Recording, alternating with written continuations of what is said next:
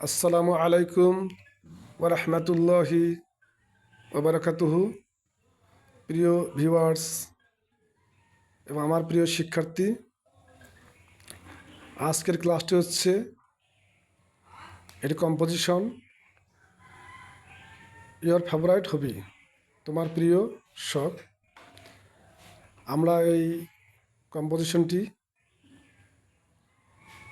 ছোট্ট স্বল্প আকারে সুন্দর সুবিন্যস্ত বাক্য দ্বারা ইংলিশ স্পিকিংয়ের মধ্য দিয়েই আলোচনা করব, যাতে করে জেডিসি, জেএসসি, দাখিল, এসএসসি পরীক্ষার্থীদের জন্য অত্যন্ত একটা ফলপ্রসূ হয়।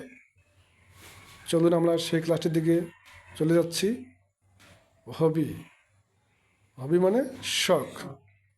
হবি, শখ। হবি ইজ একজন মানুষের ইচ্ছা। হ্যাঁ, শখ হবি হয় এ ম্যান। হ্যাঁ, শখ হচ্ছে একটা মানুষের কি ইচ্ছা, তাই না? একজন ব্যক্তি পারে না, একজন ব্যক্তি পারে না অর্জন করতে টাকা পয়সা, জীবিকা, শখ দ্বারা। বাই কারণ আমরা দেখতে পাই যে এটা দেয় একজন ব্যক্তিকে আনন্দ, জয়, তাই না? আমি দেখতে পাই যে এটা দেয় একজন ব্যক্তিকে শুধু আনন্দ। দেখতে পাই অনেক মানুষের মেনি মেন আছে অনেক শখ। দেখতে পাই যে অনেক মানুষের আছে অনেক শখ। অনেকে পছন্দ করে আবার পড়তে খবরের কাগজ, অনেকে পছন্দ করে পড়তে ধর্মীয় বই, আবার অনেকে পছন্দ করে ব্যবহার করতে মোবাইল, অনেকে পছন্দ করে দেখতে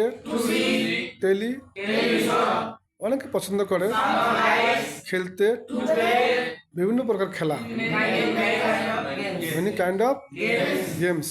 কিন্তু আমি একজন ছাত্র, আমি পড়ি অমুক ক্লাসে, আমি একজন ভালো ছাত্র, তাই আমার শখ হয় পড়া, টুরিট, খবরের কাগজ। তাই আমার শখ হয় পড়া, খবরের। এটা হয় খুব গুরুত্বপূর্ণ ছাত্রদের জন্য। এই জন্য আমি পড়ি খবরের কাগজ প্রতিদিন আমার অবসর সময়। তাই আমি অর্জন করি অনেক জ্ঞান।